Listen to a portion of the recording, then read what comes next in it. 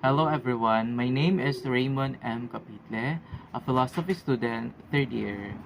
Today I will be discussing you the second report of the ethics, which is the ultimate end of man.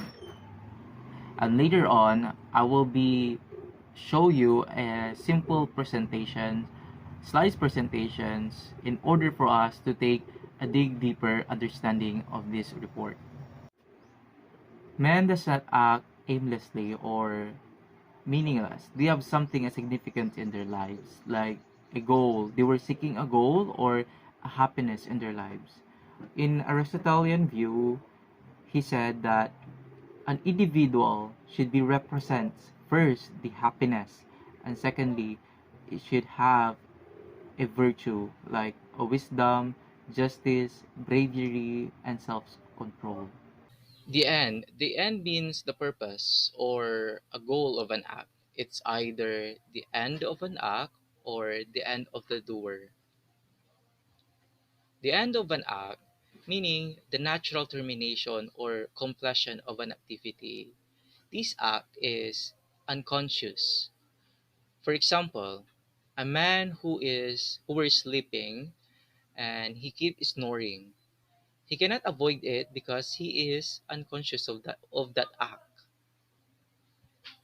And the second one is the end of the doer. It is the motive or reason why a person performs an act. This act is um, conscious of what he is doing. Like for instance, a man who wants to kill his enemy. This means he know what he is doing because he is conscious of what he is doing. He has his motive and he has his reasons to kill that person. Here are some kinds of ends. The end of the door is either proximate end or remote end. In proximate end, it is the purpose which a doer wishes to accomplish immediately by his action, while in the remote end, it is the purpose which a doer wishes to accomplish in series of acts. Number two, intermediate and the ultimate end. It is the purpose which is desired as a means for obtaining another thing. The ultimate end is the purpose which is desired for its own sake and not because of something else.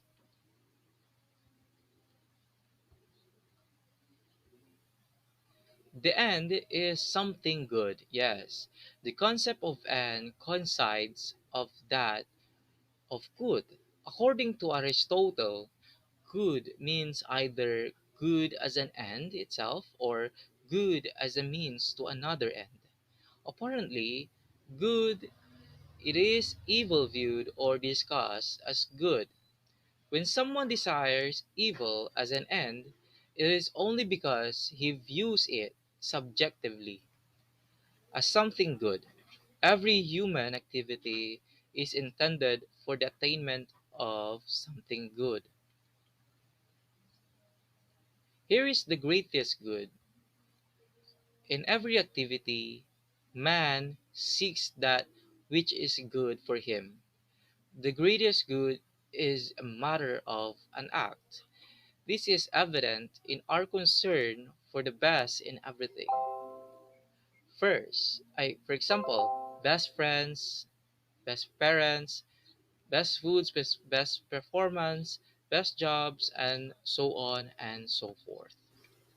In the language of the philosophers, the greatest good is summum bonum. For Aristotle, the greatest good is happiness. Happiness is what man aims to achieve in all his activities. The ultimate purpose of life is the attainment of happiness. As a psychological state, happiness is the feeling of contentment arising from the possession of a good. Here is the principles concerning the human actions. Number one, every agent, the agent is we, that perform an action acts for the sake of an end or purpose to be attained. Number two, every agent acts towards an ultimate end.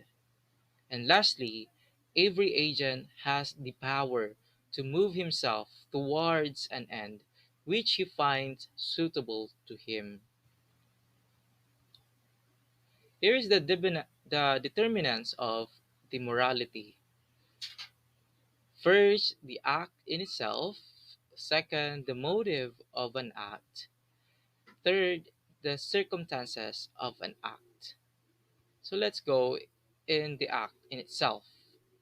An act is a physical tendency towards a definite result. Some actions are bad because they produce evil as anger, pain, illness, or death.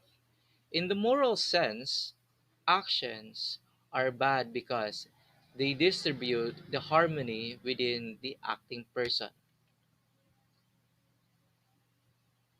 The motive of an act is the purpose, which is the doer wishes to achieve by such action.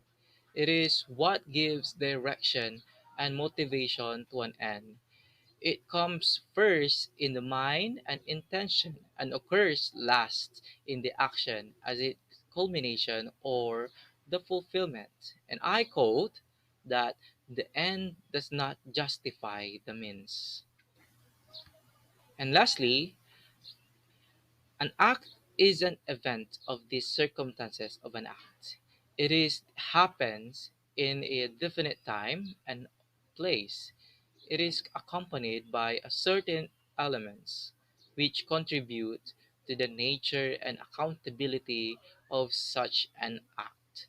Morality takes into account the circumstances surrounding the act.